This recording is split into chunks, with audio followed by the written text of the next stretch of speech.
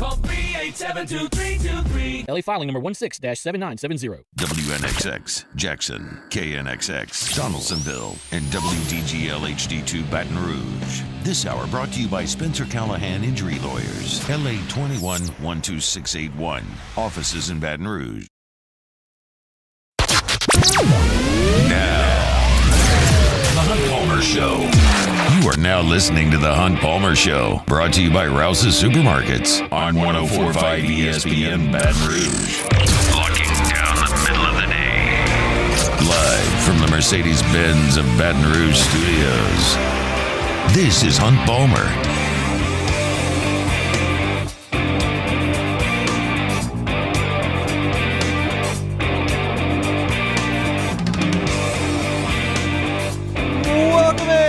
Hunt Palmer coming to you from the Mercedes-Benz of Baton Rouge studio downtown in the capital city on this Thursday. We're brought to you by Rouse's Markets. Working towards the weekend, and this is really my favorite time of the year to talk about sports because there's so much to talk about in the spring. We've got Saints news regarding Michael Thomas. We'll talk with Luke Johnson about that in 15 minutes. College baseball is in full swing. There is one non-conference weekend left, and LSU, of course, got a dramatic win last night. We'll talk a little about that. And Joe Healy will join us at the bottom of this hour to talk all things SEC baseball. LSU Spring football is underway.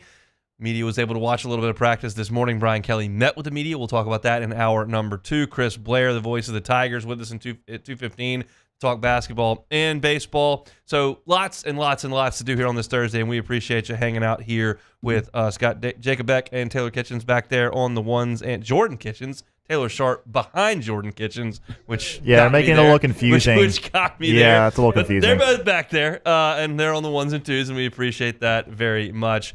We're going to start, unfortunately, with LSU and Arkansas in basketball last night. Arkansas wins at 94-83, and quite simply, LSU played very, very poorly last night. Y'all know that I missed the first part of the game. I was at Blue with the kiddo, which, by the way, was a rousing success. But it was only 50 minutes because it's geared for 4-year-olds. So I was back in time to watch plenty of basketball and was able to go back and watch a lot of what I missed earlier. So I got a handle on how that game went last night. And LSU played like crap. I don't have another way to say it. We mentioned yesterday a couple of key factors for LSU. And one was staying in front of Arkansas on the drive. Arkansas shoots a ton of free throws. They make a lot of free throws, and you've got to stay in front of them so as to not create those opportunities. And LSU did an atrocious job of that early in the game, in the middle of the game, and late in the game. It was the Matador defense from start to finish. Arkansas finished 26 of 35 from two-point range. That is 74% from two-point range. I don't have the footage to go back and look at their layup lines pregame, but I bet they shot around 74%. Awful on the defensive end. Arkansas had 18 layups and 4 dunks last night. That is 22 shots at the rim. LSU had no blocks. 22 shots that they made at the rim, and LSU did not have a single block. And oh, by the way, Arkansas shot 33 free throws. So any way you want to slice this one and dice this one, LSU was atrocious on the defensive end of the floor. There were some times early where we thought that LSU was a pretty good defensive team. They were creating turnovers early in league play. They've held some of the poor shooting teams down. I talk about Texas A&M. Georgia doesn't shoot it great, and they did a pretty good job there. But the really good teams have scored a lot on LSU. Alabama topped 100 a couple of times. Tennessee and Auburn scored a ton of points on LSU. Mississippi State came into Baton Rouge and scored a lot of points on LSU. And you give up 94 points last night to Arkansas. That's just poor defense. I'm not here to criticize the effort. I'm just here to criticize the execution and the performance. I thought it was very, very bad. Khalif Battle, who's been on a heater, goes for 29 points. He got to the free throw line 14 times and made 13 of them. You saw just it was just bad. I don't really want to go too more deep into the defense because it frustrates me to even talk about it because it was that bad. But there were a couple of other things that we did talk about yesterday. I thought this was a bad matchup for Will Baker. Will Baker played great against Arkansas in the game in Baton Rouge, and that's because Trevin Brazile did not play. In this game, Will Baker got into foul trouble and finished the game in 21 minutes with 3 points on 1 of 4 shooting. When you have a long, rangy, athletic big like Trevin Brazile, Baker has struggled. We have seen that time and time again, and we saw it again last night. And they went to Hunter Dean, and he had to play because of the foul trouble 17 minutes, and he gave you 2 points. Between those two guys, 38 minutes of action and 5 points. It's a bad matchup with guys like Brazile and Mitchell down there. While Arkansas's had a very bad year, the traits that those two guys in the front court have give LSU trouble. We thought that was probably the case in last night's game, and it certainly was. And the other thing that I think statistically very much stands out in this game was the performance of Trey Hannibal offensively. I thought he rebounded great. I thought he hustled exceptionally hard. But you look at some of the wins and losses recently since Jalen Cook has moved on and hasn't played, it's kind of been, how's Trey Hannibal gone? That's how LSU's gone. LSU beat Kentucky in Baton Rouge. Trey Hannibal, 7 assists and no turnovers. LSU turned around and lost to Mississippi State. Trey Hannibal had 2 assists and 7 turnovers. They beat Georgia and Vanderbilt in those 2 games combined. Trey Hannibal, 14 assists, just 3 turnovers over 2 games.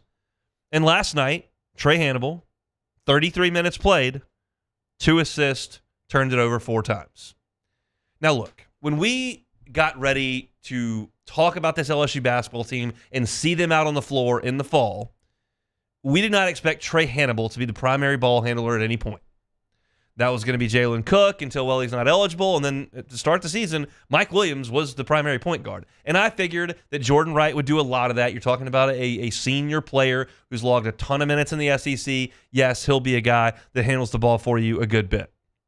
And because of the circumstances of Cook moving on, and really, honestly, the level of play that Trey Hannibal has given you, it's been good to have the ball in his hand more often than it hasn't. He's not going to make threes, not going to score a ton of points. One game in this run that he did score a ton of points was Mississippi State, and I didn't think he played very well in that game. He forced too many threes. He turned the ball over 7 times. He wasn't very good in that game, and he scored a lot. I don't need him to score a lot, but he needs to get the ball in the right places on the floor. Don't turn it over. Drive and score when it's there, and dish when that's available as well. And last night, he did not play well. And because of that, I thought that LSU didn't play great. But it's more than Trey Hannibal. It's more than Baker being neutralized. This game came down to nuts and bolts.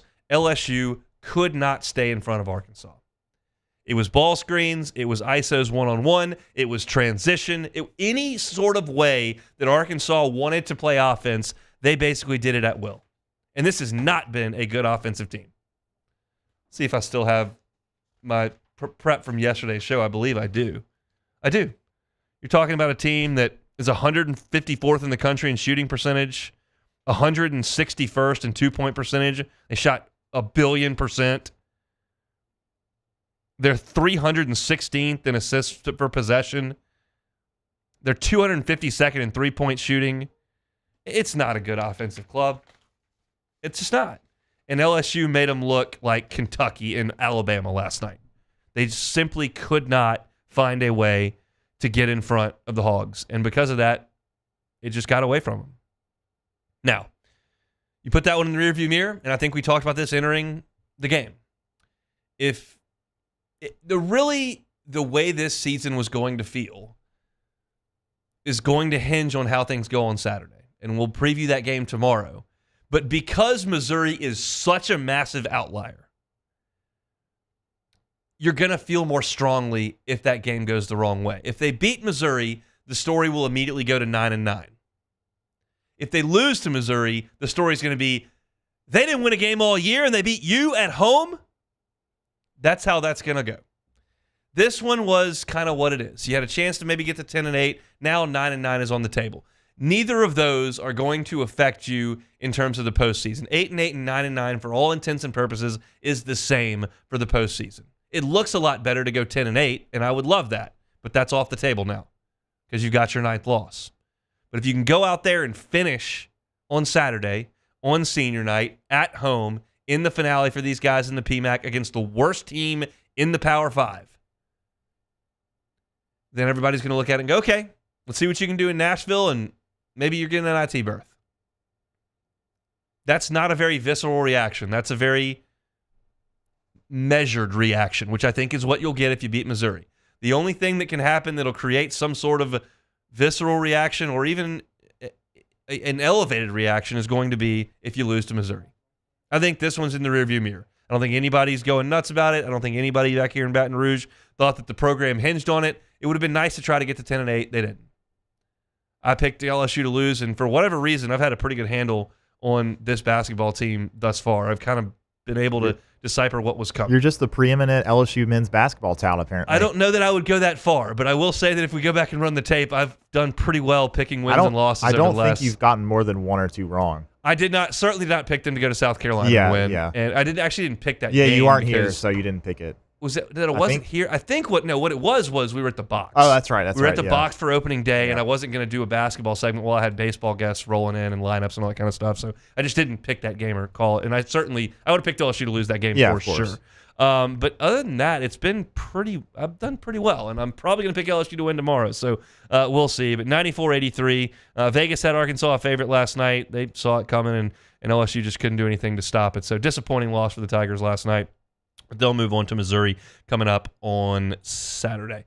Our Thursday show is brought to you by Rouse's Markets, the official supermarket of the New Orleans Saints. We'll chat with Luke Johnson about the Saints. The reports are Michael Thomas will be moving on from New Orleans. We'll talk to Luke about that and a little bit more coming up on the Hunt Palmer Show. You are now listening to the Hunt Palmer Show. Platinum Window Tint, brand new sponsor here on the Hunt Palmer Show. Platinum Window Tint. When you think window tint, you obviously think of cars, or at least I do. And that's very common. And Platinum Window Tint is happy to help you tint the windows on your car. It can help cool things down if your car's sitting out in the sun, whether you're in the grocery store for a while or it's sitting out all day. They can help you with that. But they really also do a great job with residential and commercial window tinting. They've done it here at Guarantee. They tinted our 3rd floor conference room, and you can tell when you walk in there, it is cooler. If you're worried about energy bills coming up in the summer, whether it's a home or a commercial property, let Platinum Window Tinting help you with that. Some cases, 40% in savings if you tint a window that's getting a ton of sunlight, that's warming things up or damaging your floors, damaging your furniture, damaging goods that are in your commercial property. Just cut that out. Let Platinum Window Tint help you with it. You can see them online, platinumwindowtintllc.com. You can request a quote right there at the top of the page. It's Platinum Window Tint at platinumwindowtintllc.com. Our listeners fire off their opinions on the jimsfirearms.net hotline at 499-1045. Keep listening for your next chance to shoot us your thoughts with the jimsfirearms.net hotline on 1045 ESPN Baton Rouge.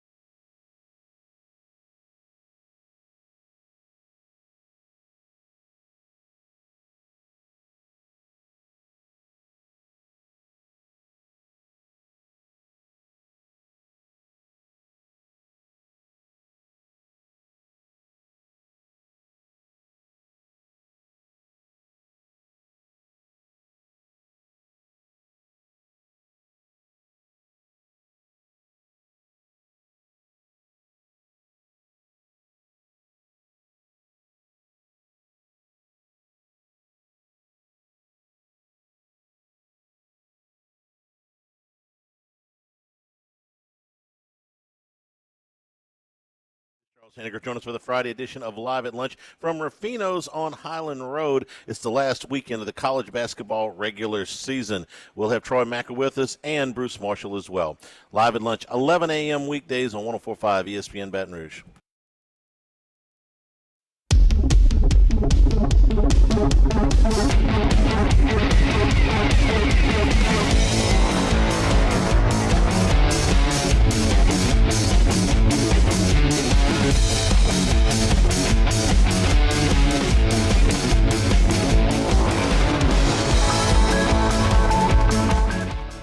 You are listening to The Hunt Palmer Show, brought to you by Rouse's Supermarkets.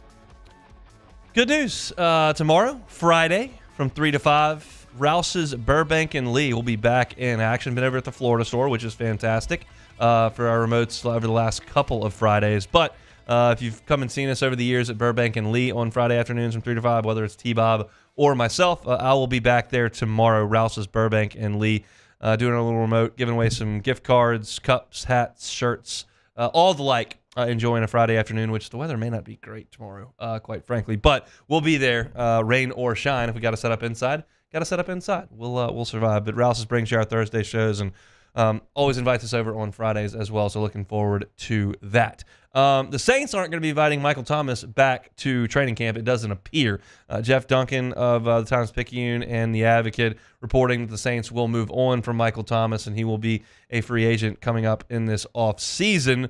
Not a shocking development, certainly one that we thought was coming, but that is looking to come closer to being official. Luke Johnson covers the Saints for the Advocate and Times-Pic, and he joins us each and every Thursday here on the Hunt Palmer Show. Luke, how are you? I'm doing great, man. I'm just trying to come back to life after seeing Mike Thomas's Twitter post. You want to talk about that first? Because I'm going to talk about it a little bit later. Michael Thomas has taken to Twitter to voice his displeasure and basically dislike for Jeff Duncan for this reporting. So your thoughts on the Saints wide receiver, well, former Saint, soon to be former Saints wide receiver, and his Twitter musings via Jeff Duncan. Well, all these this is coming with the caveat that all the Twitter posts I've seen have come secondhand because I've been blocked for like 4 years. But you know, I mean, this is kind of who Mike is on social media. You know, I think when he doesn't have the kind of football to distract him, he kind of goes on there and lets his thoughts be known about whatever it is, whether it's Jeff Duncan or the Saints and their medical staff or Derek Carr or whatever. So, you know, it's just kind of part of the conversation when it comes to covering him. What about the fact that the Saints will be moving on from him? Your initial reaction to that, now that it appears to be closer to being official? Yeah, I mean, it's not a surprise. You know, after talking to people at the Combine last week, I mean, I think it was last Friday, I published something saying there was like a less than 1% chance he'll be back. Yeah, it's just, I think this is something that has just kind of reached its conclusion. You know, this is always going to come to this point in this offseason where they had to make a decision on him, just kind of based on the way his contract was written. You know, if he were to play out the final year of his contract, which technically does exist, you know, he'd trigger some like massive bonus that, you know, both Thomas and the Saints knew was never going to happen. It was going to force a decision one way or another for the team either to release him or to renegotiate a contract and bring him back. So it just kind of appears it's going to be the former on that. And, you know, the Saints are going to be kind of going in a new direction with their receiver core. Talk about that in a second, but what's Michael Thomas's legacy as a New Orleans Saint now that we've put a bow on it? It's a complicated one. If you look at the first 4 years of his career, I mean, he was on track to arguably to be the best receiver in NFL history. I think, you know, a lot of people you can't really define by the numbers, but I think with Mike you can, just because they were so astronomical, so absurd, they didn't really make sense. I was looking this up the other day. Mike, in his first 4 seasons with the Saints, averaged, and this is rough, he averaged like 117 catches, 1,400 yards, and 8 touchdowns. And if you put all those stats into like a database as like a benchmark, like how many players have in one season caught 117 passes for 1,400 yards and at least 8 touchdowns? 17 players in NFL history have done that once. Mike and Antonio Brown are the only players that did it twice. I think when you look at his efficiency numbers combined with his volume, I think he's one of two players in NFL history to have caught 80% of his targets when he's being targeted 140 times. It's like the things he did in those first 4 years were unheard of. It'd never been done before. And obviously he wasn't able to keep it up. The injuries caught up to him. And those first 4 years, I think he only missed one game with injury. And then the last 4 years, he's missed, I think, 47 or something close to that. He's only played 20 regular season games the last 4 years.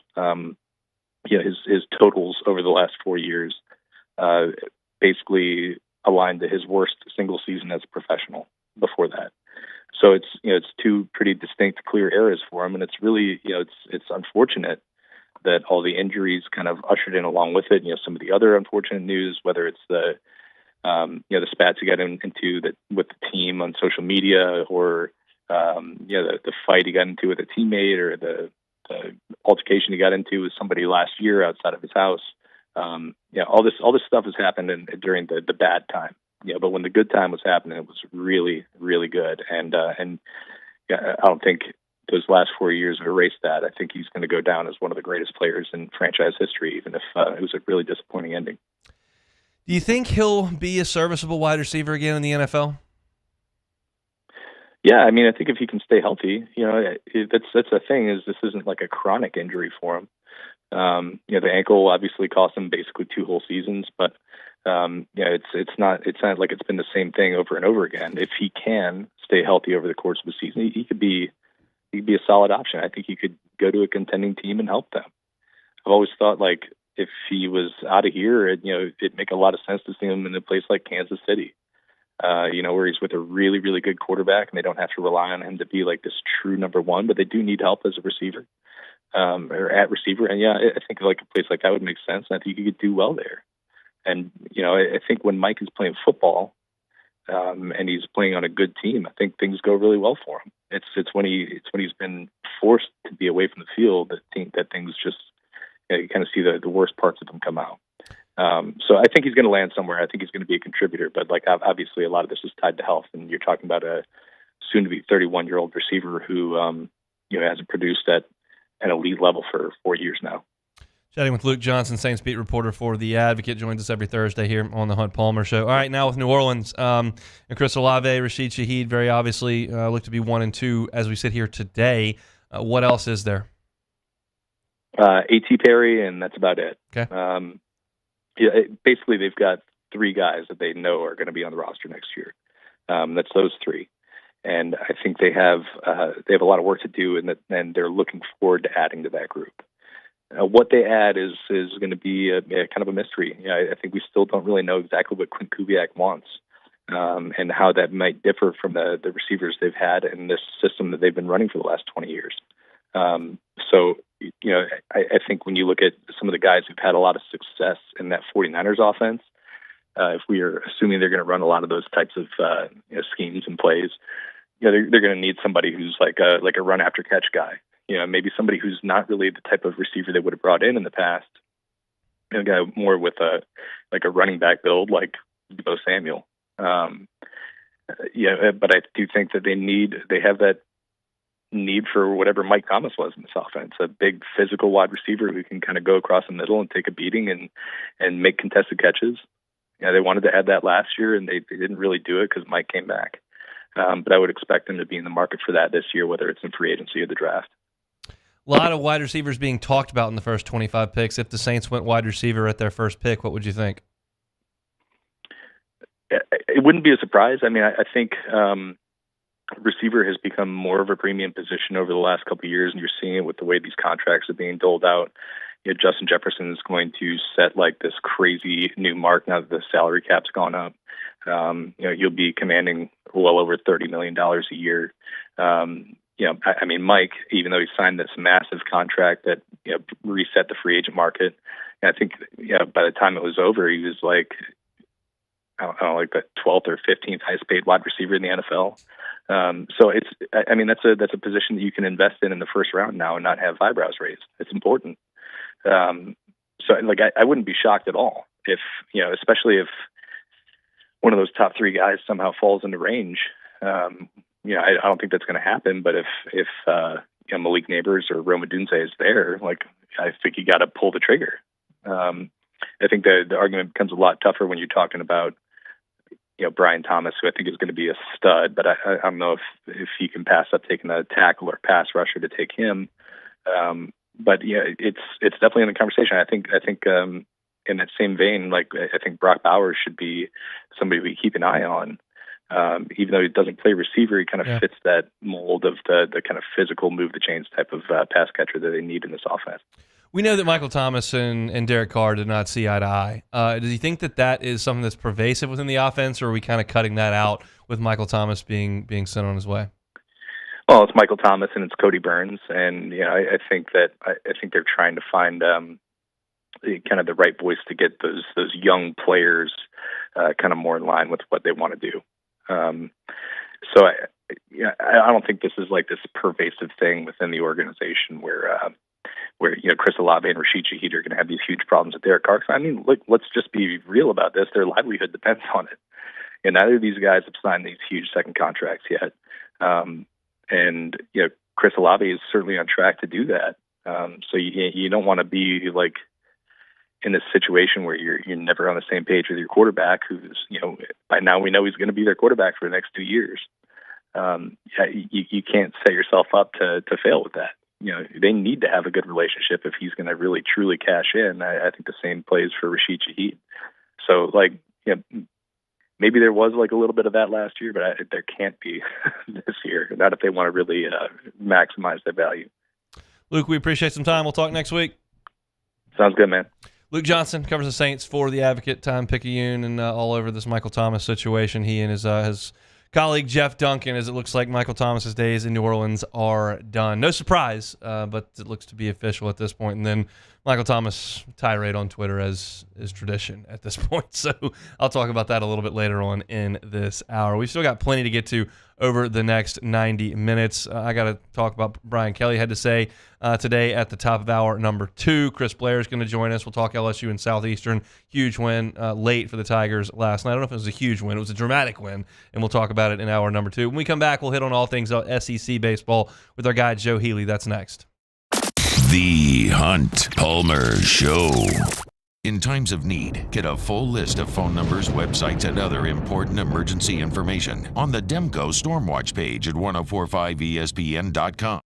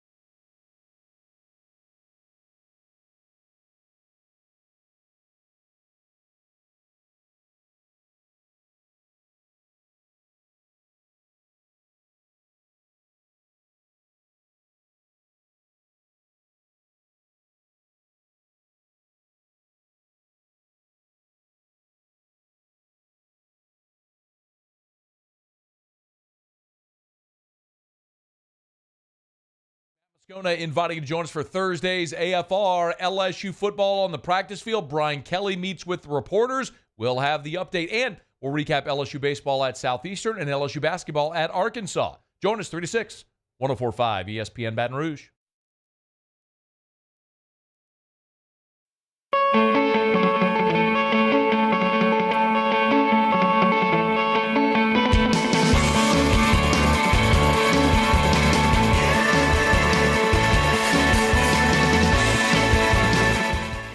This is the Hunt Palmer Show, brought to you by Rouse's Supermarkets. We're just a week and a day from the SEC baseball opener. LSU will be in Starkville to take on Mississippi State. One more non-conference weekend to go. It'll be LSU and Xavier at the box for a 3-game set starting up tomorrow evening at 6:30. If you're looking for all your SEC baseball coverage, look no further. D1 Baseball's SEC Extra Package. It's Mark Etheridge, it's Joe Healy, and they are all over it. Got the Highway to Hoover podcast every week as well, which I listen to religiously. And Joe Healy's here every single Thursday, and he's here now. Chat some SEC baseball with us. Joe, how are you? I'm good, Hunt. Appreciate being back. My apologies to you, and I'm sure a clamoring number of listeners who complained that I missed my appearance last week, but I'm here to atone. I can promise they didn't get as good at information because I had an outline on what I wanted to talk to you about, and then I had to kind of wing it without your expertise, so it is what it is, but we're glad to have you back this week. As I kind of look at the weekend to come is not super exciting in terms of matchups, as you would expect with SEC play coming up next week. And I'm looking at the standings, and most of the teams have really, really sparkling win-loss records. Missouri doesn't, which is not a huge shock, and the Mississippis have taken on a few losses, but I don't think that's totally out of whack. Is there anything that has happened over the first 3 weeks that has really surprised you to this point?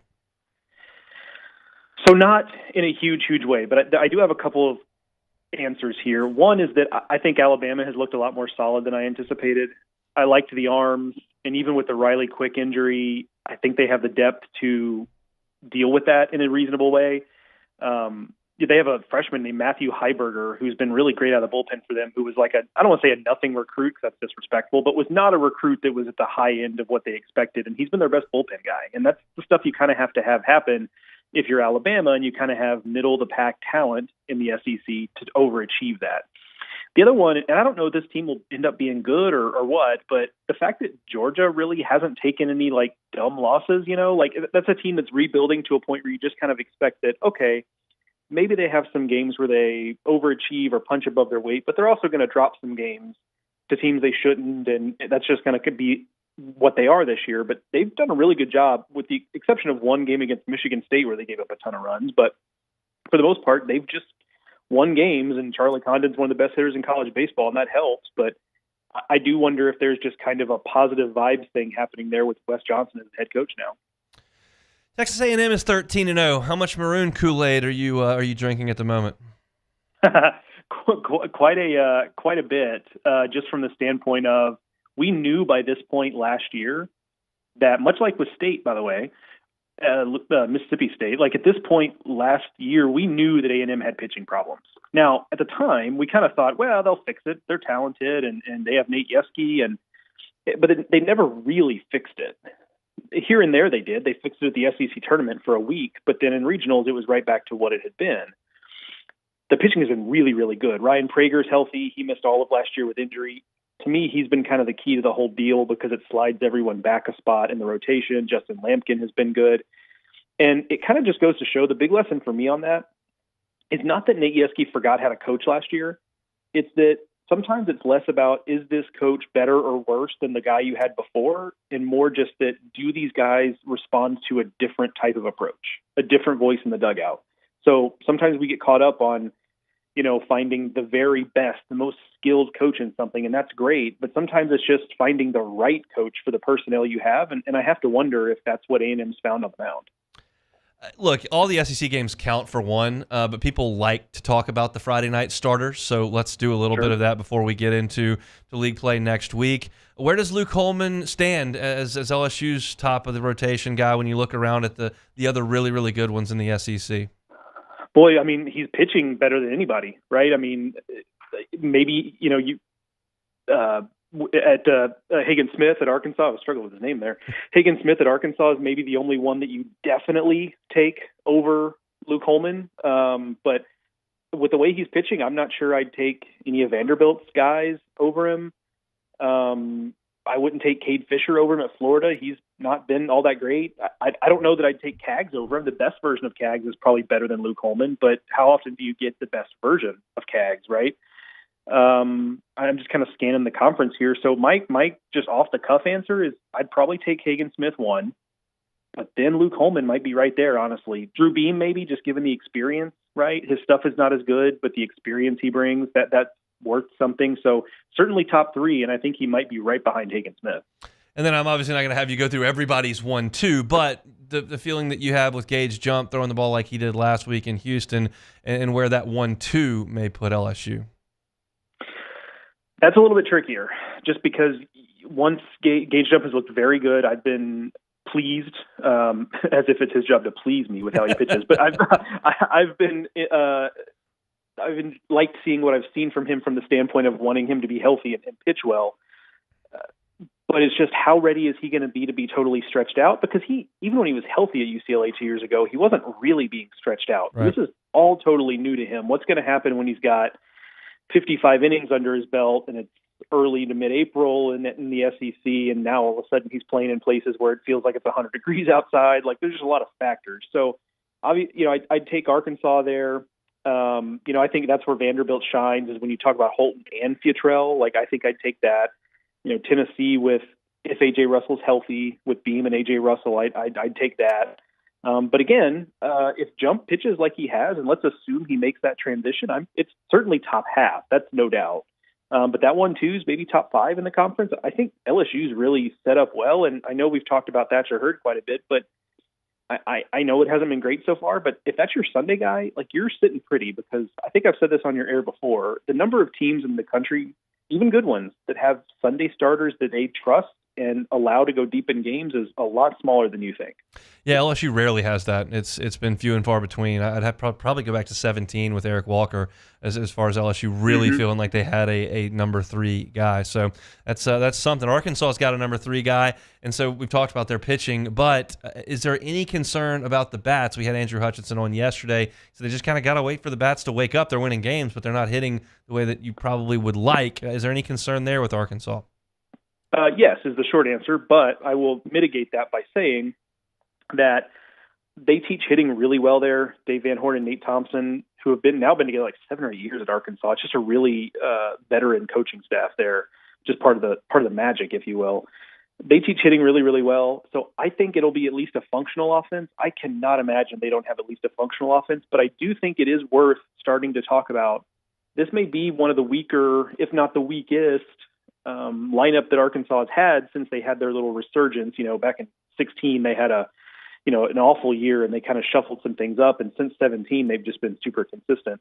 This might be the weakest offense, or one of the weaker offenses in that period of time. And I think it's just fortunate in this regard that the pitching staff might be so good that it won't end up mattering ultimately. But it does feel a little bit light to me. Not only do you not have any real big star power, on the level of Andrew Benintendi, but you don't really have anybody that's hitting for a lot of power. They're not a team that's going to run a lot. Like, that's just never what they do. So it's a lot of standing there and hitting. And if you don't have guys that are hitting for a high average and hitting for extra bases, that's just a tough way to live. It is. This weekend in SEC baseball kind of reminds me of the weekend before Thanksgiving in SEC football, where everybody plays off and then they play their rival the next week. It doesn't look that exciting on paper to me. What are you looking forward to this coming weekend in the SEC? Yeah, I always tell people this weekend, because it's been that way the last couple of years in the SEC. This is the weekend, like, go to the lake with your family, go on a float trip, go see Mama and them, just like go do something else with your time this weekend. I mean, check in, right? I mean, don't go totally, but yeah, it's a little bit rough. I think Tennessee and Illinois is interesting. Illinois is an older team. They tend to be a hard-nosed team. They play well on the road. Like, that's a lot of cliches, but it's a Big Ten team. But I'm watching from Tennessee's perspective, because it's been a while since, they played a good competition opening weekend, but since then they haven't. And so in that time, we've had the arrival of a freshman named Dean Curley, who has 6 home runs. He hit 3 against Kansas State in the midweek. Kavares Tears has played like a guy who's ready to make a leap into superstardom. They have a JUCO transfer named Robin Villeneuve, who I didn't know much about coming into the year, but he's hitting the ball all over the yard. So I do think we'll find a little bit more about how real is this for Tennessee with Illinois this weekend. I think Tennessee's just going to overwhelm Illinois, but at least we're talking about a slightly elevated level of pitcher. The series that's most interesting to me, though, is Mississippi State and Evansville, because if you, in a lab, put together the type of team that could, really frustrate Mississippi State and be a real problem for them, it's a team like Evansville. The team is incredibly old. I mean, they're like a throwback to like the 2022 rosters we saw in college baseball, where everybody had 5th and 6th year seniors. They still somehow have that. Their offense is batting almost 350 this year. So State has been better on the mound. We can have an argument about how long it's going to last, but we cannot argue that it's against the fact that it's been better. So it's just going to be a matter of, can this Evansville team fight off enough pitches, get deep enough into games to hurt the Mississippi State pitching staff? And then on the flip side, Mississippi State's not been very good offensively, especially outside of Dakota Jordan this season. Evansville has not pitched well so far this season, so something's got to give a little bit there, but this could be a series that gets kind of ugly and ends up being high scoring, because I do think Evansville's going to be game. We'll be talking about Mississippi State next Thursday, because LSU's headed to Starkville in a week to start off SEC play. Joe Healy, part of the D1 the SEC Extra D1 baseball team. He joins us every Thursday here. Joe, enjoy the weekend. We'll talk next week. Thanks. Always a pleasure. Hunt. See you. Joe and Mark do an awesome job, as I mentioned, with Highway to Hoover, so go ahead and check that out for all your SEC baseball information. All right, I'm going to talk about Mike Thomas when we come back on the Hunt Palmer Show. You are now listening to the Hunt Palmer Show. Boudreaux's Electric. Protect yourself from those power outages with the folks at Boudreaux's Electric. I can promise you a couple things when you make the call to Boudreaux's Electric. One, they're going to come out and install that generator with the finest copper and wiring, and they're going to do most of it underground so that it looks presentable outside your home. And the person doing that installation is not going to be somebody that Boudreaux's Electric just contracted out to get the job done. It's going to be a full-time Boudreaux's Electric employee. And also, I can promise you, you're going to get a lengthy warranty on that generator when it's installed. Depending on the type of generator that you choose, it could be 7 to 10 years on that warranty. And all that is going to give you the peace of mind of knowing your power is not going to fail, whether you work from home, whether you've got a young child that you want to be in a 96-degree house during hurricane season. Protect yourself from all of that with the folks at Boudreaux's Electric. They are certified Generac generator dealer. They are a premier Generac dealer in the top 3% nationwide. Neil and Melissa Boudreaux have been doing it for 40 years. Give my friends a call over at Boudreaux's Electric.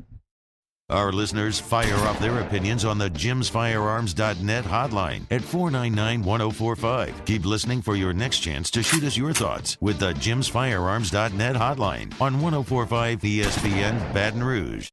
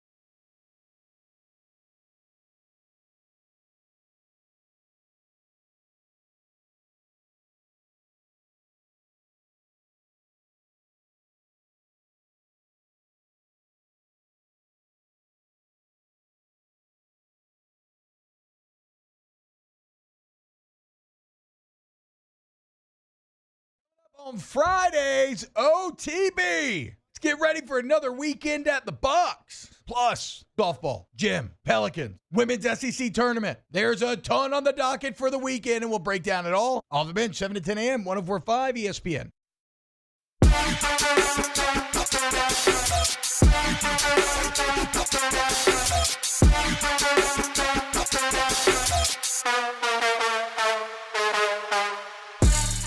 You are listening to The Hunt Palmer Show, brought to you by Rouse's Supermarkets. Closing down hour number one here on the Hunt Palmer Show here on this Thursday. If you missed it, the news of the day kind of in South Louisiana, Jeff Duncan of The Advocate, NOLA.com, reporting that the Saints are set to release Michael Thomas here in the near future. And he wrote a column saying it really didn't have to end this way. And you know, this is a two-part thing for me with Michael Thomas, now that we know that his time in black and gold has come to an end. The first part is the lead. It has to be the lead because it's the most important thing. Michael Thomas, from 2016 through 2019, 4 seasons, was the best receiver in the NFL and certainly the most productive receiver in the NFL. He was the Offensive Player of the Year in 2019. He caught 149 balls, most in the history of the league, for 1,725 yards, most in the history of the league, an average of 107.8 yards per game, the most in the history of the league. He was a first-team All-Pro the year before that when he caught 125 passes. The most talented receiver in the history of the Saints. Now, his production, because of injury and lack of years, does not reach Marcus Colston's level. But in terms of talent, and then the small window, best receiver in the history of the franchise, unequivocally. And during that time, Michael Thomas was a model teammate, best I could tell. Certainly wasn't in trouble off the field. He was a great player, and by all accounts, a great fit with the New Orleans Saints. That's chapter one, and it's the most important chapter. And quite frankly, when we look back on Michael Thomas 10 years from now, you'll say, unbelievable player, and that will be unequivocally the headline. But we're living right now in March of 2024, and this is relevant in March of 2024. Michael Thomas has started 15 games in 4 years. In 4 years, he has caught 4 touchdowns. He has been totally absent on the football field. His prime is way in the rearview mirror, and the question must be asked, is there anything left in his tank? And I would suggest very little, although that is just my subjective opinion.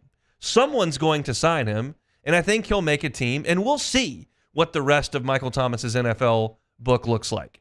I have my doubts on it. But we also know in this 4 years of time where Michael Thomas has not been a productive player on the field, incidents off the field continue to happen. And I understand that as I go into these examples and give the commentary on it that I will, that there's a little bit of a hypocritical nature to them because I'm doing some of the same things that he's doing. However, my job is to sit here and talk about things that happen in the world of South Louisiana sports. It's part of the job description. But when Michael Thomas got hurt, he tweeted about how bad the Saints training staff was. It sounds like something a 16-year-old would do. Blame the doctors. When he got hurt this year, he lit up Derek Carr and Pete Carmichael on Twitter, some directly, some indirectly. That's what a 16-year-old would do. Go to Twitter and blame everybody else. He goes home to his residence, gets into some sort of spat with a contractor, knocks the camera phone out of his hands, and throws a brick through his window. That's what a 16-year-old would do. And today, when Jeff Duncan, whose job is to report on news that happens in the world of the New Orleans Saints, reported that Michael Thomas would be released and then wrote a column about it, literally his job, Michael Thomas went to Twitter and acted like, you guessed it, a 16-year-old.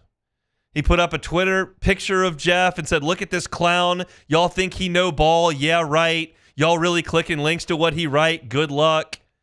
Jeff Duncan is a hoe trying to stay relevant. The Saints leak information to him to try to ruin players' value, but I'm not broke, so I can speak on it, as if your checking account has anything to do with whether or not you can send tweets.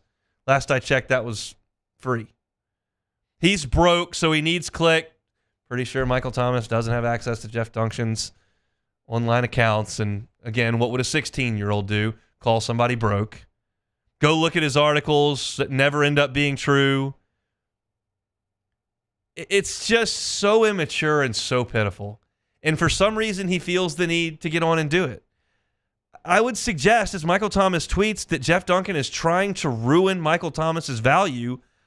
I can just click on the Pro Football Reference stat page if we're looking at diminishing value. He's caught 4 more touchdowns than Myers Palmer in the last 4 years. Now, Myers has only been alive for 2, but how much value is there? Again, there's a tongue-in-cheek nature to this, and I realize that as he calls Jeff Duncan a clown and a hoe, and I'm sitting here calling him a 16-year-old, there's a bit of hypocritical nature to it. But again, it's comical the way that Michael Thomas comes across, and I just can't imagine what NFL front office is clamoring to have the guy who roasts his quarterback on Twitter and roasts his offensive coordinator on Twitter and goes after the media and is hurt all the time and doesn't produce. What front office is just dying to have that guy on the roster for the amount of money that he's going to have to command at this point in his career? The Saints will be better off without Michael Thomas around. That I'm very, very confident in saying. And today was just further evidence of that. That's it for hour number 1 here on this Thursday. We are presented by Rouse's. LSU Spring football well underway. Brian Kelly met with the media. We'll talk about that after SportsCenter.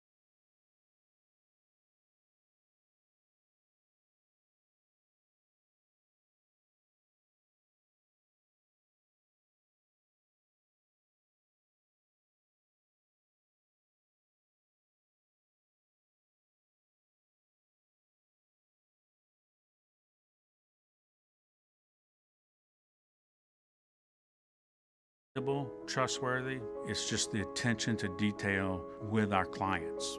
Our folks have years and years of experience. They're highly trained professionals, but many companies have that asset. What I'd like to think makes Luba a bit different is that we use those talents in a way that truly is dedicated to serving the needs of the folks who depend on us. Dylan Cruz here to tell you about Six Rings Baseball and Softball Camp. If you live on the North Shore and play ball, go to Six Rings Camps with former LSU assistant coach Dan Canaveri. His knowledge is second to none, and your child will improve and have fun doing it. Camps were held at Coquille Park and Six Rings Academy in Covington with 4 sessions over the summer. Full day and morning only sessions are available from ages 7 to 13. Go to sixringsbaseball.com or call 985-206-9096. Learn the game to love the game. Electricity is all around us, and our families depend on it. Every day is sparked by the power of a cold drink or a warm meal, a movie night, and a comforting light at the end of a dark hallway. From sunrise to sunset, playtime to bedtime, our team is ready to take care of your electrical needs. Even in the case of an after-hours emergency, the light in your life shines brighter with Mr. Electric. Hey, it's Matt Moscona. For years, you've heard me tell you about Insurance Network of Louisiana, helping you find better coverage for less money. But it's not just for your home and auto. They also offer commercial properties. So, retail stores, professional offices like doctors, dentists, attorneys, clothing boutiques, Insurance Network of Louisiana can find you better coverage for less money. They service the entire state of Louisiana, and they're local. So call today at 293-0450 or lainsurance.net. Breck teamed up to reimagine your parks, and you imagined big. With your help, we went to work, creating 12 beautiful community parks across the parish. A family-sized water park, miles and miles of trails, and parks just for your dogs. There are more places to splash, to explore, to run wild, and even soar. You imagined, we delivered. Gold. Breck, your #1 park system in the nation.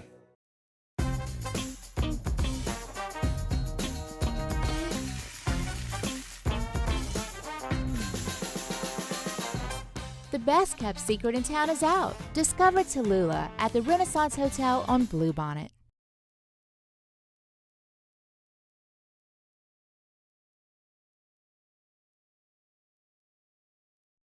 Is SportsCenter. I'm Christine Lisi. Timberwolves All-Star forward Karl-Anthony Towns has a left meniscus injury. Doctors are evaluating whether it will cause him to miss a significant amount of time, reports ESPN's Adrian Wojnarowski. A decision on whether he needs a procedure or there are rehab options is expected soon. Towns has played a huge role in what's been a dream season so far for the T-Wolves. They're tied for first in the West with Oklahoma City. ESPN NBA analyst Austin Rivers. Karl provides spacing, he provides scoring. He's upped his defense. He's upped his leadership role there. He's fitting in, and obviously he's been there long term. But in terms of the chemistry of him and Ant, that's really a Batman-Robin situation. I mean, Karl-Anthony Towns is an all-star. And for them to compete, if we're talking about a serious run, them getting to the conference finals, I hope he gets back. But this is a big deal, man. This changes the landscape of the West if he's out. The Red Sox and righty Brian Bayo agreed on a 6-year, $55 million extension. Bayo, with one of the best changeups in baseball, could get the call to start opening day. NFL Broncos releasing former All-Pro safety Justin Simmons will save $14.5 million against the salary cap. Hey, it's your resident Super Bowl champ Chris Cannon coming on Friday as we approach free agency. I'll tell you my top value players your team should sign. It's Unsportsmanlike, 6 a.m. Eastern, right here on ESPN Radio, ESPN2, and ESPNU.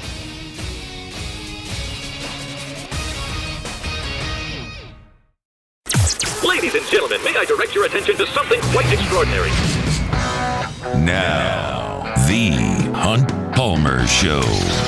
The Hunt Palmer Show on 104.5 ESPN Baton Rouge. Brought to you by Rouse's Supermarkets.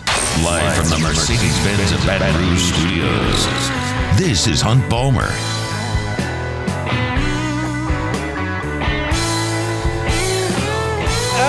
Number 2, Thursday edition of the Hunt Palmer Show. We're presented by Rouse's Markets, official supermarket of the New Orleans Saints. There's always a Rouse's location near you. If you're down here in South Louisiana, download the Rouse's app. Makes grocery shopping so easy. We shop at the Rouse's Burbank and Lee, closest to the new crib, and I love it. It's so clean, so many options, and it's convenient for us, but there's a convenient Rouse's for anybody just about.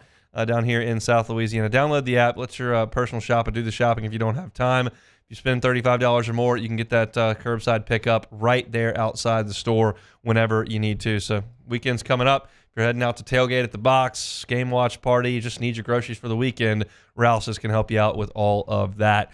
LSU football is in action. Spring training, spring workout, spring football cranked up on Tuesday. They had their second practice today. Let the media in for a few minutes, and Brian Kelly met with the media after practice was over and to kind of warm things up. Just kind of talked about what the first 2 practices are all about in the spring. It's really about getting them in football-related activities, installation, relative to your offense and defense. We have some new coaches, certainly on the offensive side of the ball and the defensive side of the ball. So, getting them into the flow of things and, essentially how, we want the practice to look. I think our guys have done a really good job. The off-season's been really good. The attention to detail, the accountability in terms of the off-season workouts has really been outstanding, and it's carried its way into the practices. It's a little different this year because last year LSU was returning Mike Denbrock and Matt House, and so you didn't have a ton of new install. This year you've got Joe Sloan, who's probably going to take some of the inner workings of the Mike Denbrock offense, which is also the Brian Kelly offense, and then kind of tailor it his direction. So not a huge overhaul there. But on defense, you're probably going to have a lot of differences, so guys are going to have to get used to that. And one of the differences between last year and this year is Harold Perkins and them continuing to work with him at inside linebacker. This has been a hot topic of LSU football for the last 2 weeks since this news broke when Brian Kelly met with Wilson Alexander, the Advocate, and kind of broke that down. But today he was asked a little bit more about that and expounded on why they're moving Harold Perkins inside.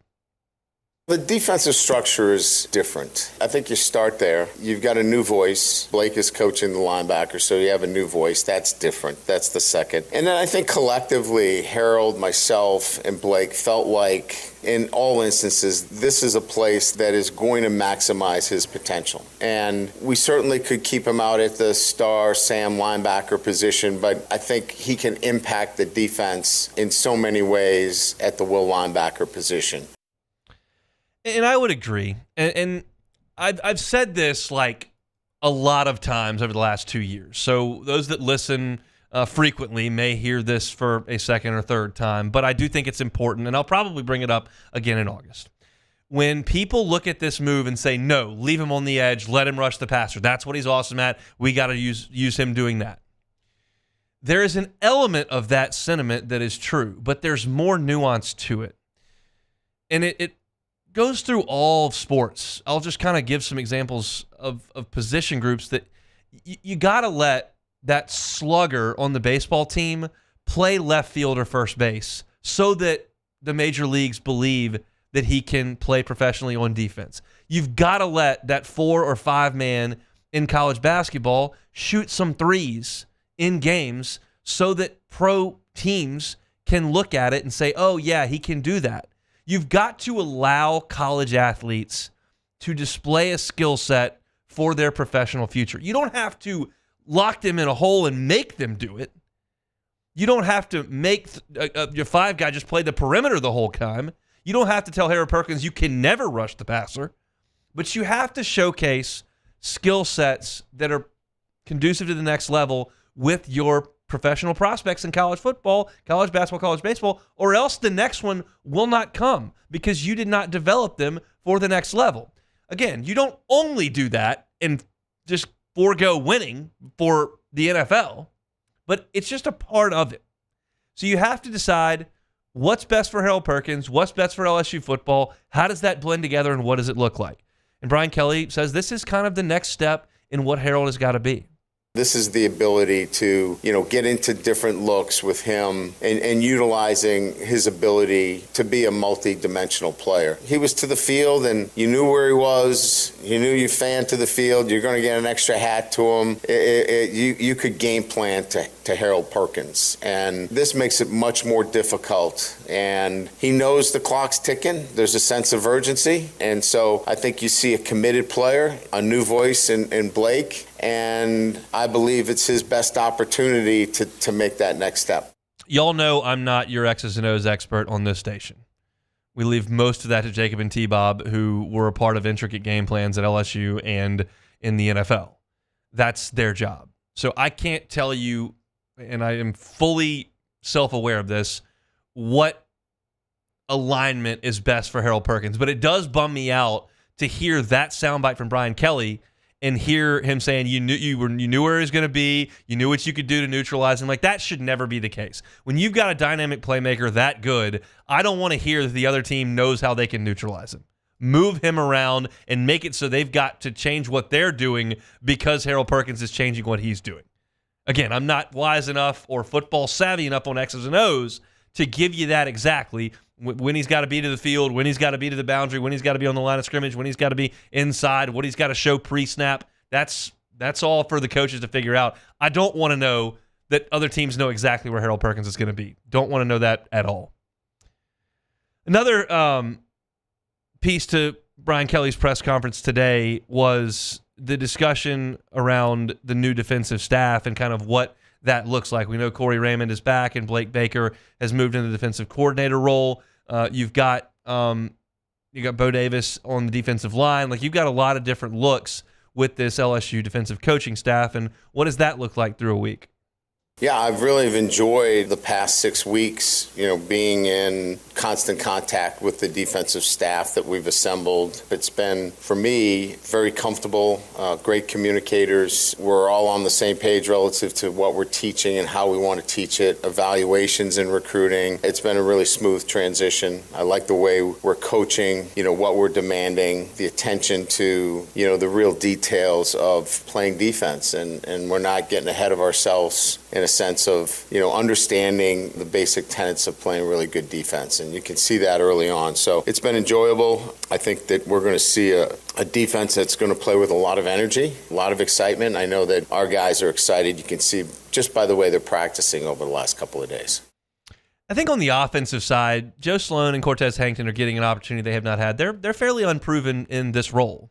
Joe Sloan's done it to a degree at Louisiana Tech, but they're fairly unproven here. The guys you've hired on defense are not unproven. This is a proven staff that has got a lot of skins on the wall, a lot of recruiting wins, a lot of high draft picks, a lot of talent development and wins for those guys. And so there's very little reason not to be excited about the defensive staff. Question is, this offensive staff, like, how much is changing here?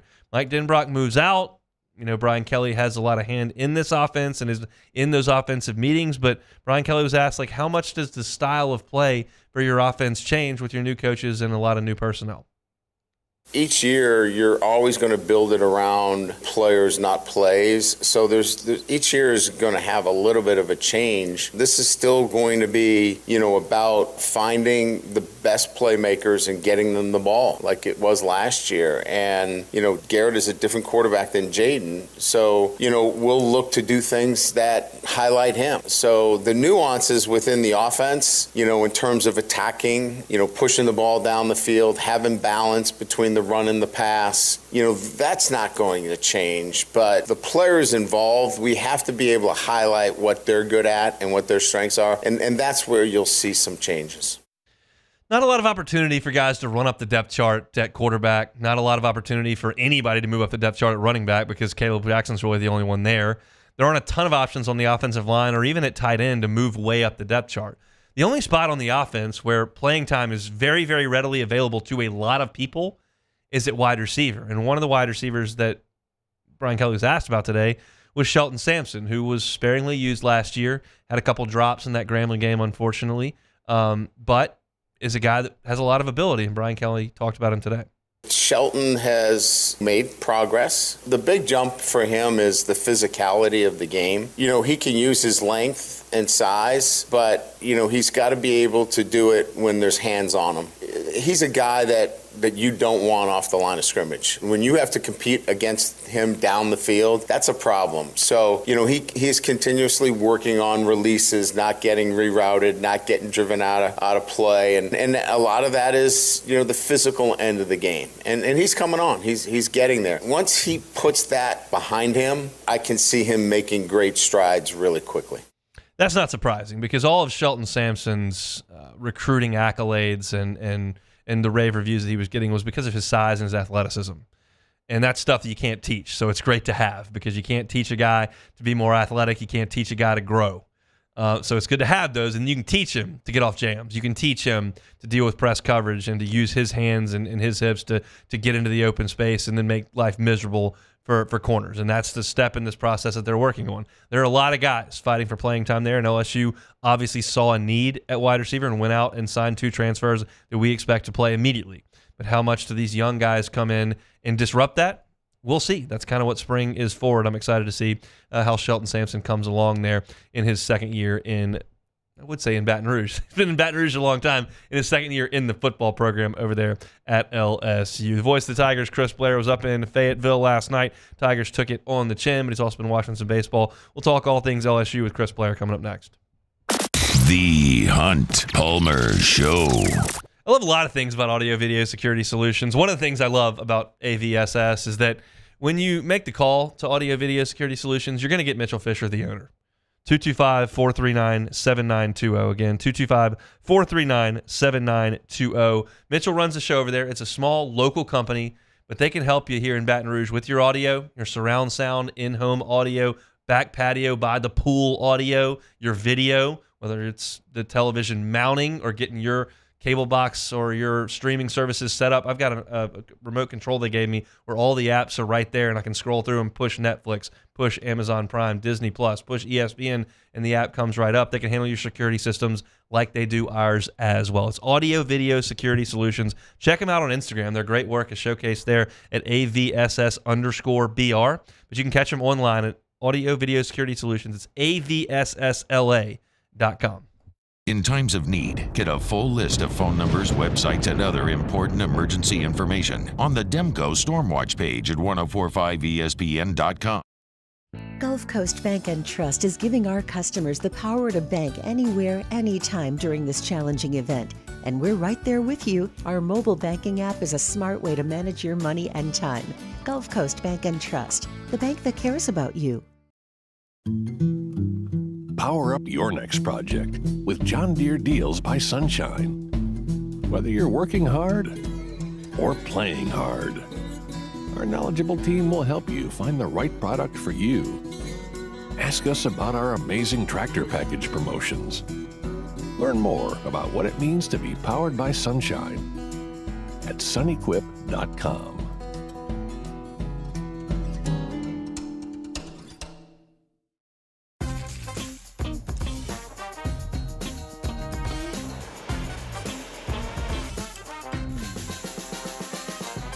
The best kept secret in town is out. Discover Tallulah at the Renaissance Hotel on Bluebonnet. There it is, the extra mile, on the border of expected and extraordinary for those willing to go further, like vans customized for work or play, with safety and tech to keep you connected, supported by a 5-star sales, service, and finance team, and backed by the 1-star you know. So go the extra mile. It's never crowded because so few have what it takes to go there.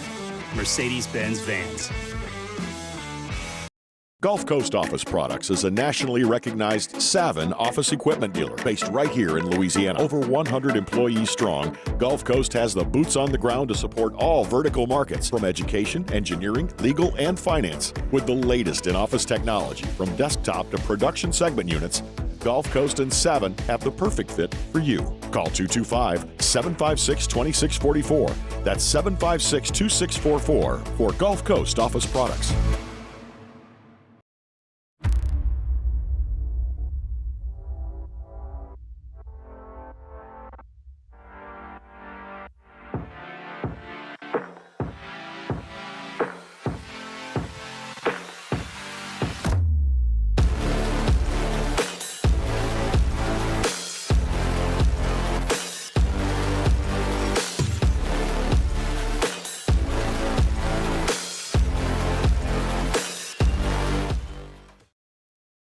Jerry and Benny Payne began Central Plumbing Company out of their driveway in Tanglewood Subdivision. 50 years later and 4 generations down the road, we continue to serve Baton Rouge and the surrounding areas for all of their plumbing needs. Residential, commercial, industrial, or hospitality, Central Plumbing is here 24/7, 365. We want to thank Charles Henniger. Join us for the Friday edition of Live at Lunch from Rufino's on Highland Road. It's the last weekend of the college basketball regular season. We'll have Troy Macker with us and Bruce Marshall as well. Live at Lunch, 11 a.m. weekdays on 104.5 ESPN Baton Rouge.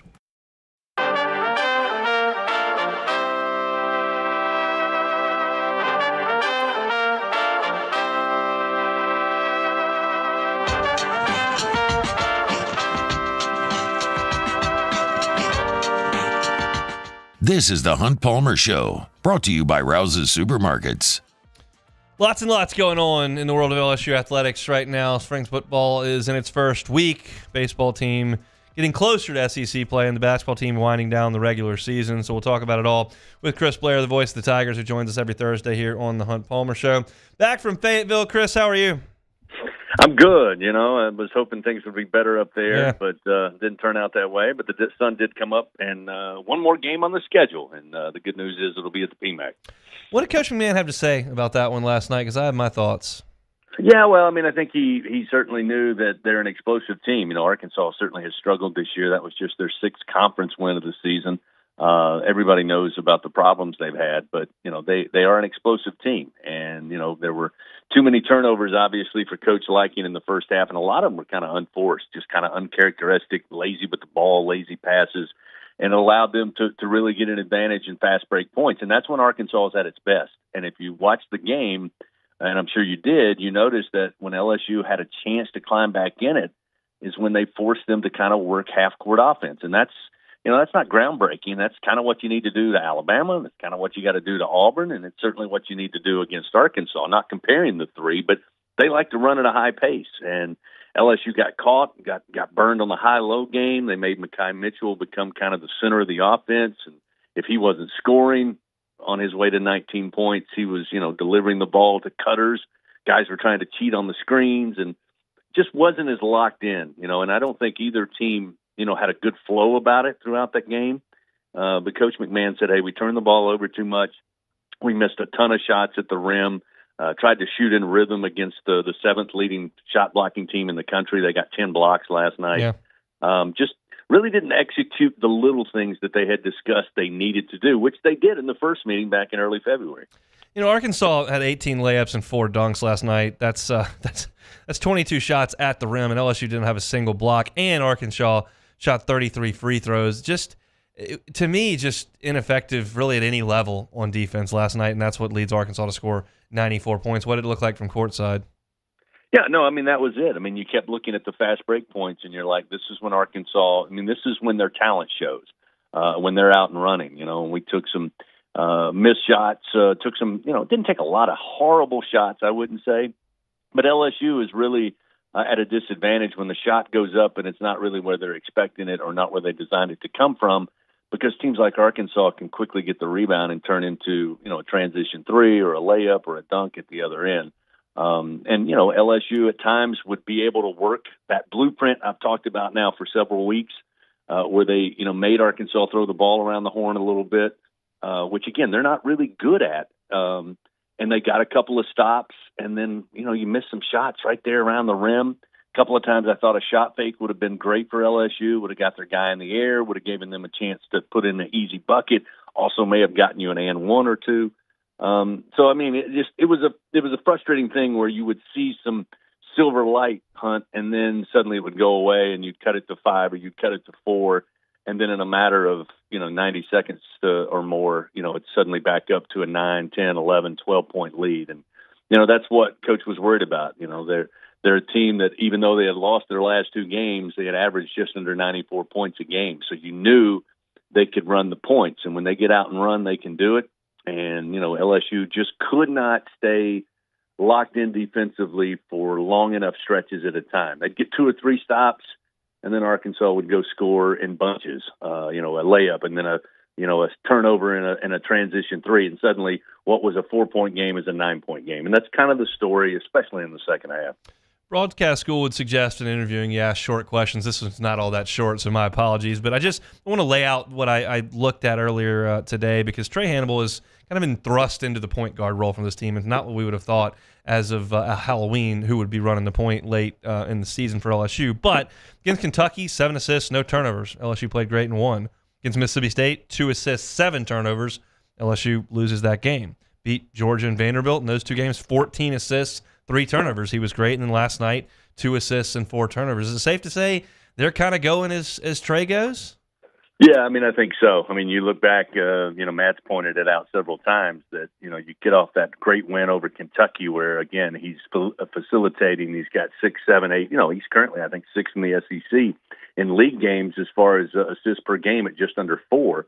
Then against Mississippi State, his turnover rate was high and his assist was low. And again, I think the numbers bear it out that when he's facilitating. Look, against Vandy, he only had 1 point, but he had a huge impact on that win at Vanderbilt, and that was running the offense as a true point guard, getting other guys involved, and more importantly, not turning the ball over, certainly not live turnovers. I think right now, the way this team has played over the last 5, 6 games, you look for Trey Hannibal, and if he's playing well, LSU more than likely is playing well. You spend a lot of time with Coach McMahon on the Coach's Show, traveling and interviews post game. How do you think he feels about the fact that his team is 8-9 right now with 1 to play?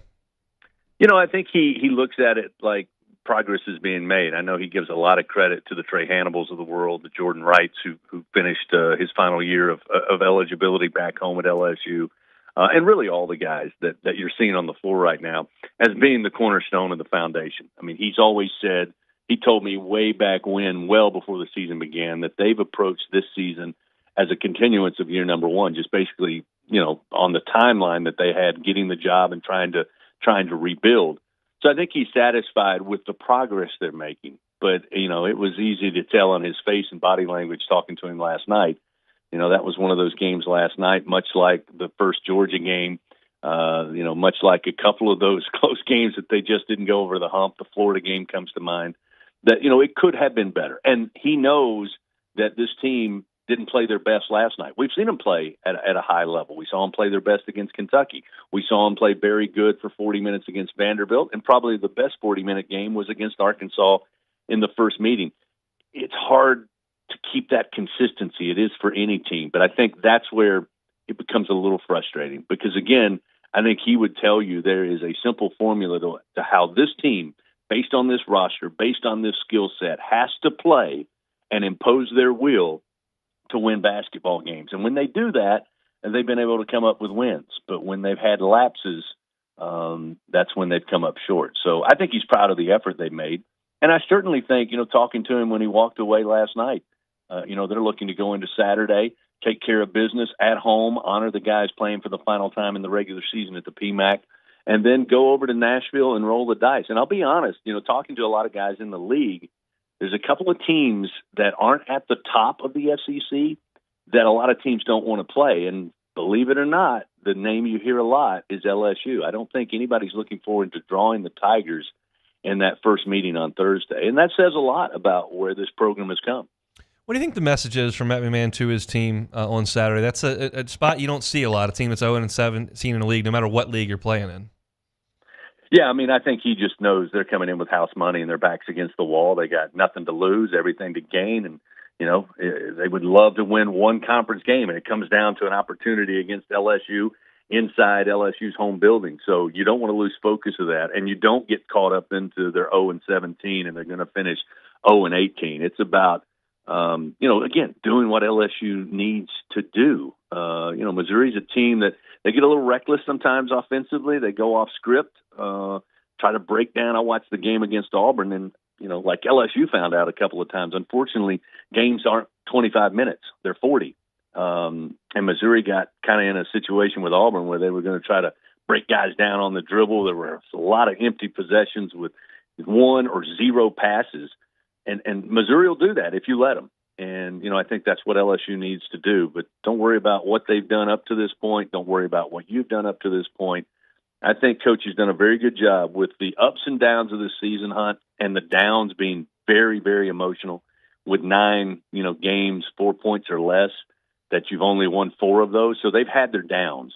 I think he's done a great job in compartmentalizing this team and getting them to put big wins behind them and big losses and tough losses behind them. So I think he has a good job with this group of players that are playing right now to be locked in on what the task is at hand. And I'm sure that's going to be the message Saturday at 7:30 is don't care what Missouri done. We don't care what we've done. We need to win this game, take some momentum to Music City, and, again, send these guys out on a winning note. I think that's going to be – I don't think the message is going to be complicated. I think it'll be pretty simple. You'll be knee-deep in baseball here in a couple of weeks, but anything from Doug's trip over to Houston that you took away watching from afar? Yeah, well, it was a great weekend. To go over there and, as Jay said, you looked like a midweek early season major league game on Friday as far as the crowd and atmosphere. That was a rocking place. I watched it from a hotel room in Nashville, and, to go over there and have that kind of spotlight, and then play as well as you do in 4 games, including the Rice game on Wednesday.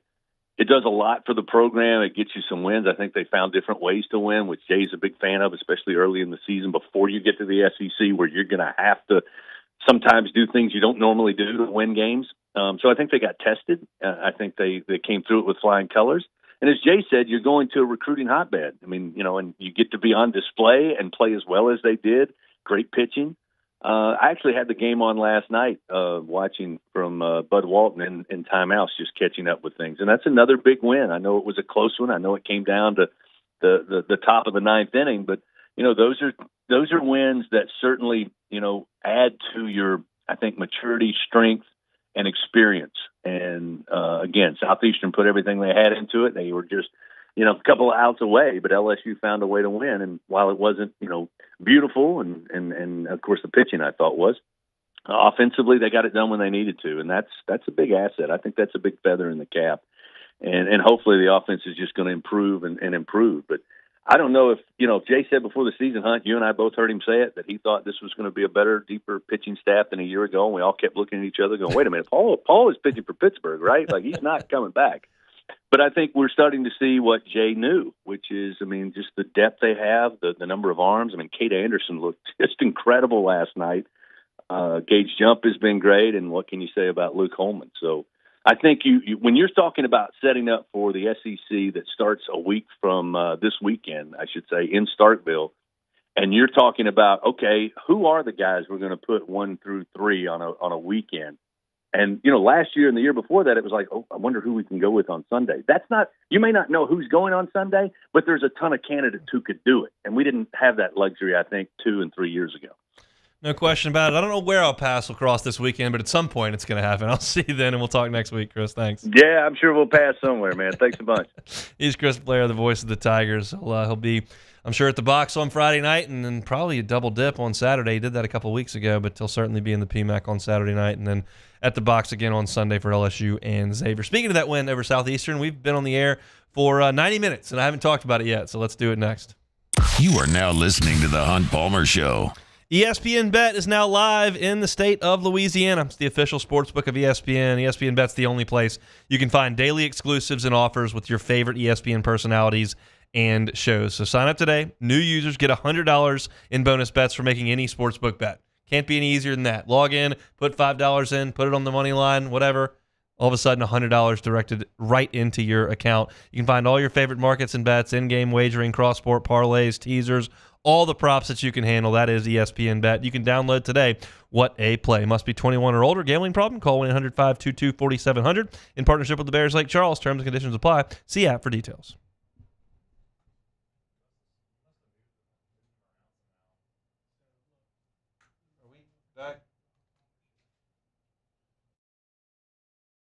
Our listeners fire off their opinions on the jimsfirearms.net hotline at 499-1045. Keep listening for your next chance to shoot us your thoughts with the jimsfirearms.net hotline on 1045 ESPN Baton Rouge.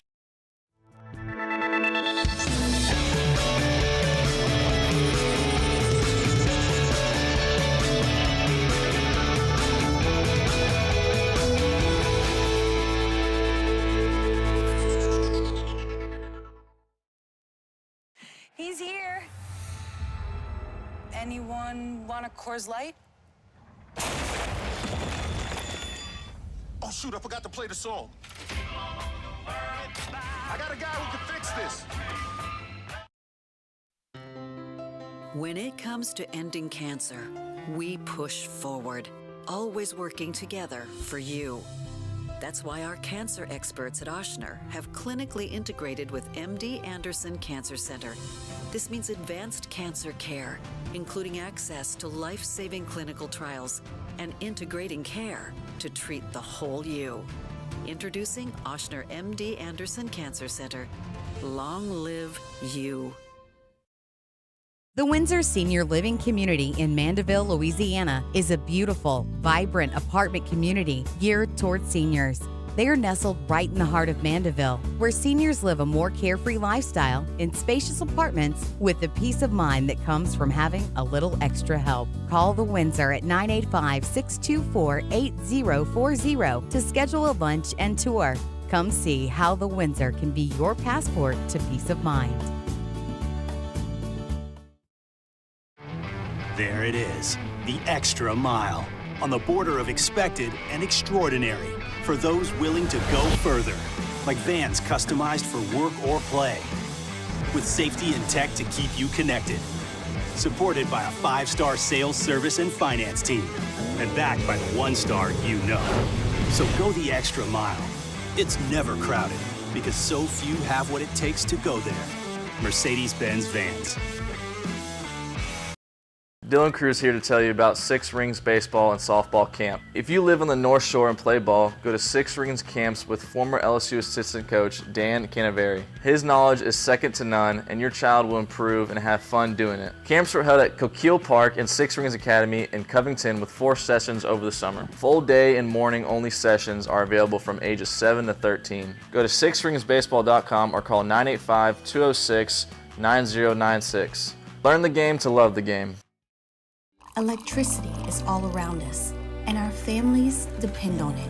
Every day is sparked by the power of a cold drink or a warm meal, a movie night, and a comforting light at the end of a dark hallway. From sunrise to sunset, playtime to bedtime, our team is ready to take care of your electrical needs.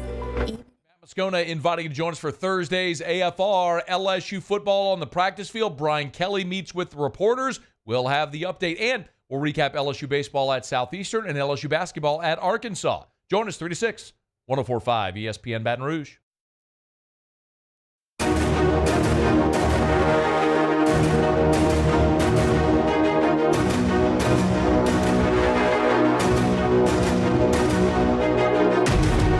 Failure happens to us all, but it's how champions evolve.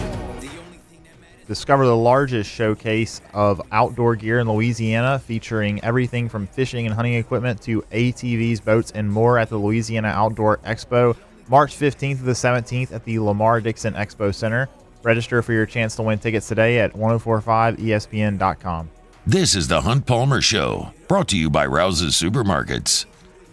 So those that were listening yesterday know that I was on dad duty last night. Me, my wife, and the Myers man went to see Bluey downtown. Bluey Live, the big play or whatever it was. You said it was pretty good. It was. I mean, he loved it, which was great. So that was the only goal there. It was only 50 minutes. So I thought, I'm not going to be able to watch any LSU athletics tonight. And it turns out that I only missed first, half of basketball and then missed the first, 4 innings of baseball and was able to watch the rest of that. So it worked out, but I did tweet when basketball had gotten run off the floor late and baseball was down 3-1 to Southeastern heading to the 9th. I was like, well, obviously this was a good night to go see Bluey and not watch LSU sports. But LSU baseball, as you know, turned it around in the 9th inning, scored 3, and ended up beating Southeastern 4-3. I've got my talking points for this game in order of importance. So I'll start at the top. The most important thing that I saw in the game last night was Cade Anderson. For him to go 5 innings, allow no earned runs on 2 hits, and strike out 13 with only 2 walks is incredible. And I say that because in the course of a season, and then certainly over the course of a 5-inning, 7-inning outing of any kind, you can get lucky and post a really good line. You can give up a couple line shots right at people. Your defense can make an incredible play. You can make some mistakes that guys swing under and pop up. You can luck into a good line score pretty easily in the game of baseball. You can't luck into 13 strikeouts in 19 batters faced. That's dominant stuff. And I don't think Southeastern's going to Omaha this year, but it's a functional baseball program. And Cade Anderson shut Rice down last week and absolutely put the clamps on Southeastern last night. This is an incredibly exciting young arm. The velocity's awesome. The bite on the breaking ball is awesome. His poise in these midweek games on the road has been awesome, and the results have been awesome. I'm not in an absolute rush to slam him into the weekend rotation right now, but it does appear to me that he's one of LSU's best pitchers and will be used in big spots in SEC play and postseason play this year. He's that good. Again, the strikeout numbers are just awesome, and that is a telltale sign for me that you're doing something really, really well. At this point in the season, you could not pitch all that great and have 3 good outings because of the things I was just talking about. The strikeout numbers, though, they tell me this is real stuff. And Jay Johnson said post-game last night, I'm grateful for a lot of things in my life. I'm grateful that he's at LSU. That's one of them. And Cade Anderson was awesome. That was number 1 in importance last night. Number 2 in importance last night was to come back to win the game. And I say that very honestly. I'm more excited that Cade Anderson looked the way he did than the fact that LSU came back and won the game by a run. I'm thrilled they did But if we're going in order of importance, I loved what I saw from Cade Anderson. But the win was very important. And let's be very clear. As clutch as the comeback was with those at-bats late that I'll get to here, you got a gift in the bottom of the 8th inning when somehow, some way, Southeastern's entire offensive system forgot how to play baseball. You had runners in scoring position and a fly ball to right field that was never in jeopardy of being caught based on the view I could see on television over Josh Pearson's head, and the ball bounced up against the wall, and somehow the runner on third did not go home. And then you've got a guy who overruns second base because the obvious assumption is that the guy from third had scored, but he hadn't, so he had to go back. And then Paxton Kling's covering second base. I mean, it was horrendous situational baseball from Southeastern that I would be grossly disappointed if an 8th grader did not execute properly, much less a college baseball team that was bidding for its second top 10 win in 4 days.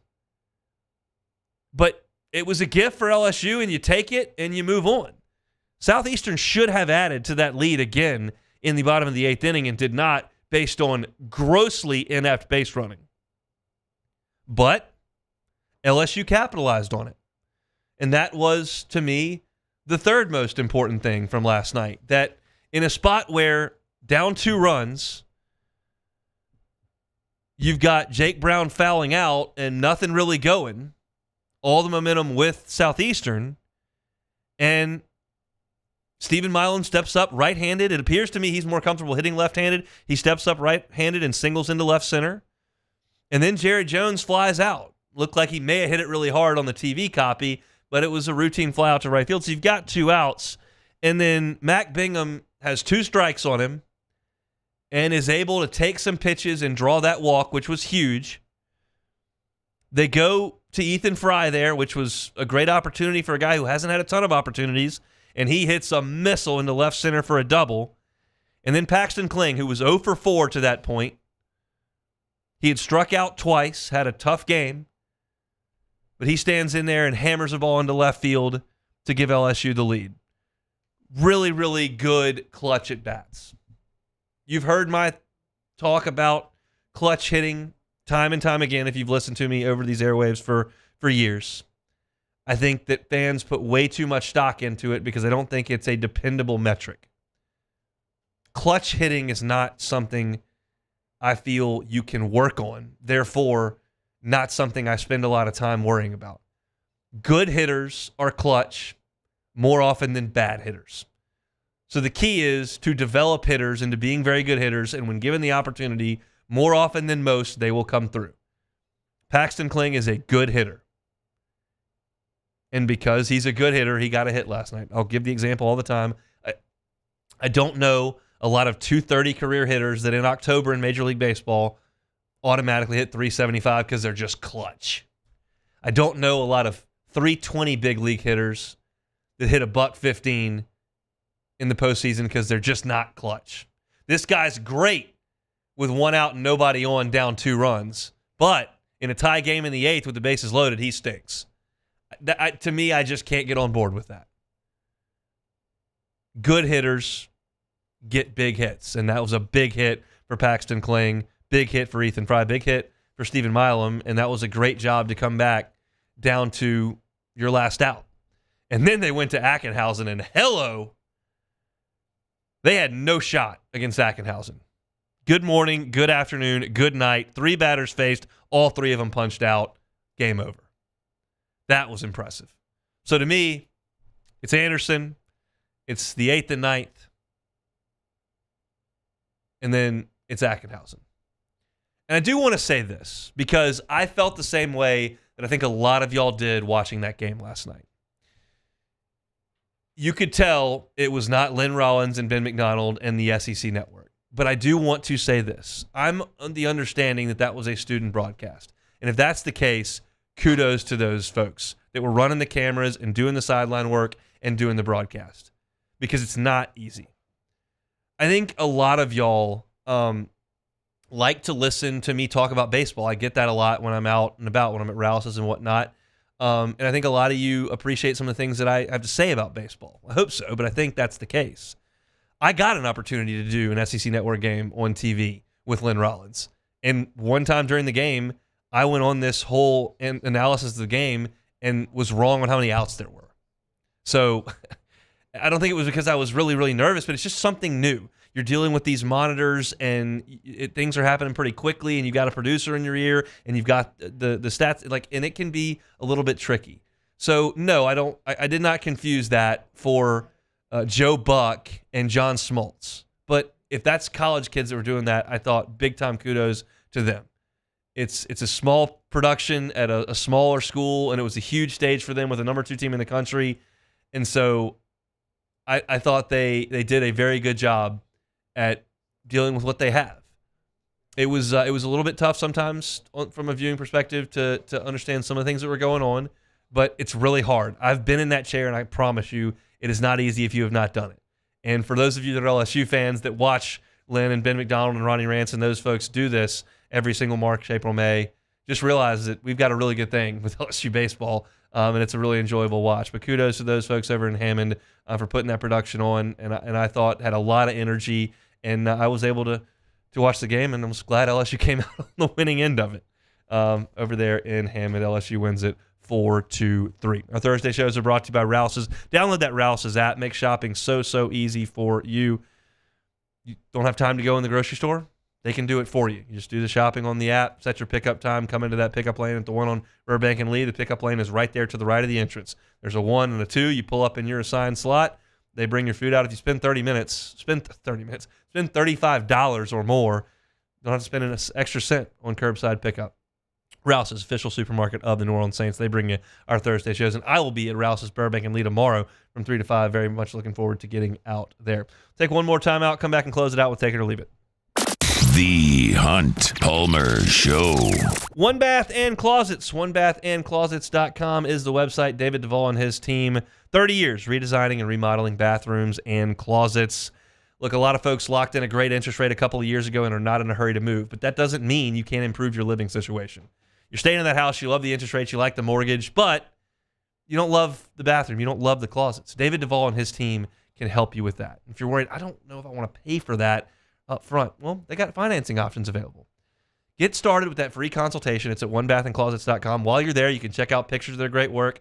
You can check out testimonials from satisfied customers. They're going to do it right the first time and leave the competition behind, whether it's a big, full-scale renovation or remodel of a bathroom or closet or something simple, like a tub-to-shower conversion that just changes the aesthetic and functionality of your bathroom. Let David Duvall and his team get you started on the right path. It's One Bath and Closets, onebathandclosets.com. In times of need, get a full list of phone numbers, websites, and other important emergency information on the Demco Stormwatch page at 1045ESPN.com. There it is, the extra mile, on the border of expected and extraordinary, for those willing to go further, like vans customized for work or play, with safety and tech to keep you connected. Supported by a 5-star sales, service, and finance team, and backed by the 1-star you know. So go the extra mile. It's never crowded, because so few have what it takes to go there. Mercedes-Benz Vans. Power up your next project with John Deere Deals by Sunshine. Whether you're working hard or playing hard, our knowledgeable team will help you find the right product for you. Ask us about our amazing tractor package promotions. Learn more about what it means to be powered by sunshine at sunequip.com.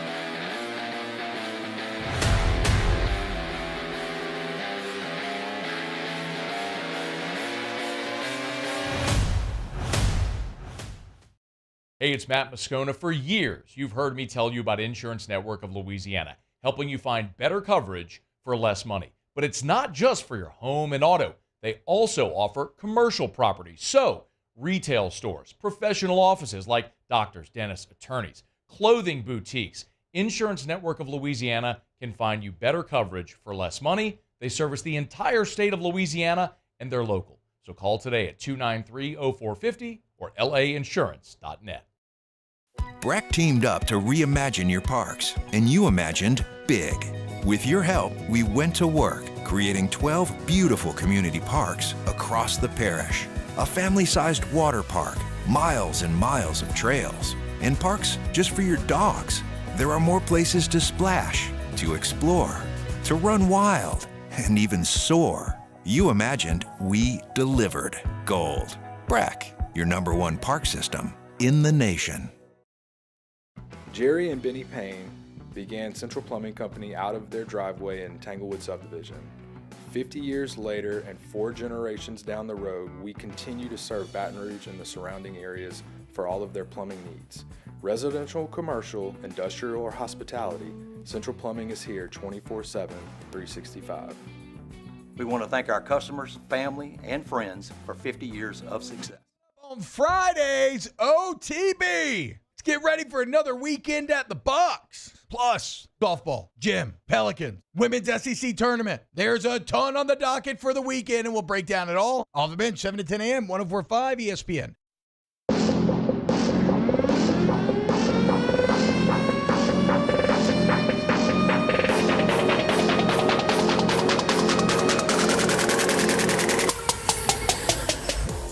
This is the Hunt Palmer Show, brought to you by Rouse's Supermarkets. A baseball breakdown in the last segment brought to you by Plucker's Wing Bar. They got the Alex Bregman sauce, is what I'm going to call it. Bregman's Creole Crush. Breggy's Creole Crush is what it's called. I was able to sample it back on Tuesday night. It is really, really good. So if you're headed out to the box this weekend, stop on by Plucker's, get a cold beer and that new Bregman sauce. It's really, really good. Awesome chicken, fantastic cold beers, and all the games you could want on TV. 2 locations here in Baton Rouge: Pluckers on Nicholson, just south of campus, and Bluebonnet near the Mall of Louisiana.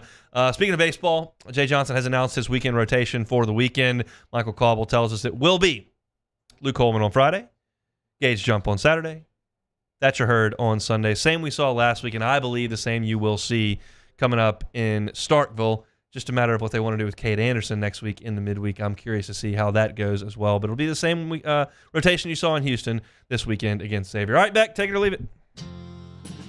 All right, first one here. Jake Paul will fight a 57-year-old Mike Tyson in July on Netflix. So much for Paul saying he was trying to become a legit boxer. Yeah. Take it or leave it. I'll leave it. I don't really need to see Jake Paul fight Mike Tyson. That is a tongue twister there. It is. Jake Paul fight Mike Tyson. I don't need to see that. I was excited. The last time I was excited for a boxing match was when Conor McGregor fought. Because I was just curious to see how that would go. He fought Mayweather, didn't he? Yes. I was curious to see how that would go, and I bought that one and watched it. One of the most compelling quotes I've ever heard was from, I think it was from... Who's the MMA guy? Who runs it? Oh, Dana White? Dana White. I think it was him, but it may have been a boxing commentator. It doesn't matter. But the point was, if Michael Jordan and LeBron James were playing a pickup game in their prime on a street corner on an outdoor court, and a fist fight broke out on the other end, where would your eyes go? And I was like, that's a really reasonable point. I would probably divert over to guys brawling briefly.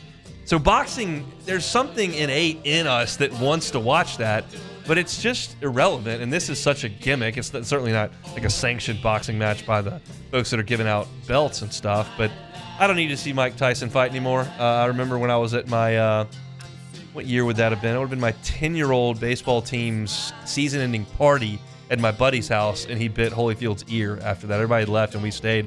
We were watching it, and I remember having played pool basketball a lot and watching him bite Evander Holyfield's ear off. I don't need to see him fight Jake Paul, so I'll leave it. Augusta National will be offering fans who can't get a coveted ticket to the Masters the option to buy a taste of the food options they offer at the tournament for either $100 or $180. You can get some of the classics like pimento cheese, egg salad, moon pies, pork barbecue, and Masters branded cups and coasters. Take it or leave it. I'm gonna leave it. I've never been a pimento cheese fan. I don't know if I've ever had pimento cheese, so I don't need to have it. I don't like egg salad. I don't like moon pies. I do like barbecue, but I don't need them to ship it to me in a plastic container. And then they've got like regular plain potato chips. I love the Masters. I will be glued to the Masters for 4 days straight. I don't need them to send me a bunch of cups, some egg salad, and some moon pies. So I'm sure that will be appealing to some people. I'm just not going to be one of them. Are you going to participate in this Masters Augusta National package here? Yeah, I'm not sure. I thought about doing it last year, but I may consider it. But we'll see. I don't know. If I have a lot of people over, but maybe not. But see how that goes. Yeah, Got one more? I'll let you know. Yeah, last one here. Tennessee clinched the outright SEC regular season basketball title last night. The Vols are the best team in the SEC. Take it or leave it. I'll take it. I'll take you go to Tuscaloosa and win. That's impressive. I honestly think Auburn's the second best team in the league, and I still believe that Alabama's the third best team in the league. Florida's making a claim for that, but I think that right now Tennessee is the best. I think that Auburn's second best. The question is not for Rick Barnes though. If you can win regular season games, he's won regular season games for 10 years in Knoxville. They want him to win 4 games and get to the Final Four in March, and he's not done that yet. So I have no reason to believe this team doesn't have what it takes to do that. Just a matter of actually going out there and doing it, and that's what folks in Knoxville are going to care about. So that's it for Take It or Leave It. Open the show today talking LSU and Arkansas basketball. Michael Thomas moving on. He will not be a member of the New Orleans Saints next season. Not shocking, but Jeff Duncan is reporting it. Luke Johnson talked about that with us. You can catch it on YouTube at Hunt on Saints. Joe Healy, D1 Baseball's SEC Extra Team, talking SEC baseball at 1:30. Brian Kelly met with the media today after the media was allowed to watch some practice. We opened hour number 2 with that and his thoughts on LSU football. You can catch that on YouTube at Hunt on LSU. Chris Blair, the voice of the Tigers, at 2:15, and I broke down LSU's win over Southeastern. Baseball breakdown brought to you by Pluckers there. Any of that on demand wherever you find your sound. That's it for us. Have a wonderful Thursday, everybody. We are back same time, same place tomorrow for a Friday edition. Matt's going to drive you home on AFR. Coming up next.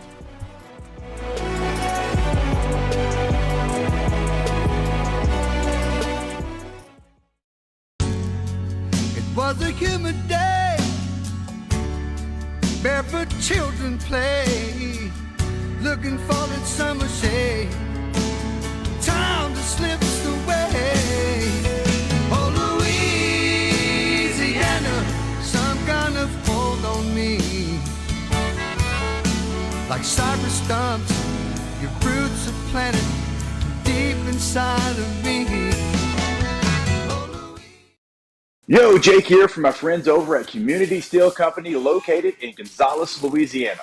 The local place you can turn to for all of your metal building needs. Notice I said local, not Houston, not Dallas, not Atlanta, but right here in Gonzales. Visit them at their brand new state-of-the-art website at communitysteelco.com or pick up the phone and give them a call today to answer all of your questions on your metal buildings, roofing and sheet metal, and any other steel needs you or your business need at 225-647-2020. I've been doing business with Luba for 25 years. They're dependable, trustworthy. It's just the attention to detail with our clients. Our folks have years and years of experience. They're highly trained professionals, but many companies have that asset. What I'd like to think makes Luba a bit different is that we use those talents in a way that truly is dedicated to serving the needs of the folks who depend on us. There it is, the extra mile, on the border of expected and extraordinary, for those willing to go further, like vans customized for work or play, with safety and tech to keep you connected, supported by a 5-star sales, service, and finance team, and backed by the 1-star you know. So go the extra mile. It's never crowded, because so few have what it takes to go there. Mercedes-Benz Vans. Dylan Cruz here to tell you about Six Rings Baseball and Softball Camp. If you live on the North Shore and play ball, go to Six Rings Camps with former LSU assistant coach Dan Canaveri. His knowledge is second to none, and your child will improve and have fun doing it. Camps are